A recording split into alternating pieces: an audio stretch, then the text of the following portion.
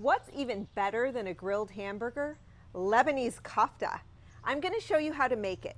The secret is in the spices. I'm starting with 2 pounds of ground beef, 1 tablespoon of sumac, 1 tablespoon of dried mint, ½ teaspoon of cinnamon, minced garlic and grated onion, finely chopped fresh mint and parsley, a few grinds of black pepper, and I've already added some kosher salt. I've mixed the meat with all of the spices, and now I'm going to chill this for about an hour. That will give it some shape so that we can form it onto the skewer.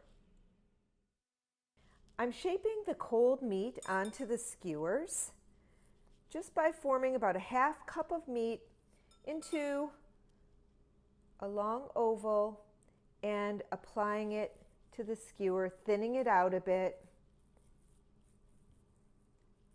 like that. Yeah.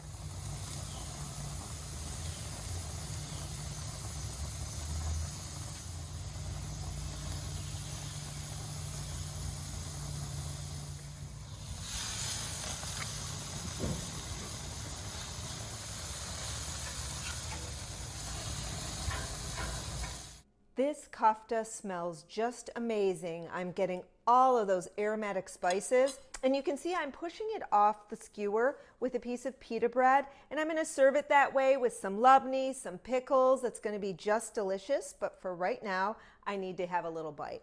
I can't wait. Well, Habibi, that is divine. I am reminded why I love kafta so much. Even more than a hamburger. So flavorful. I think you're going to love it too when you make this recipe. And I hope you'll join me for my next recipe right here and subscribe so we can continue to cook Lebanese together.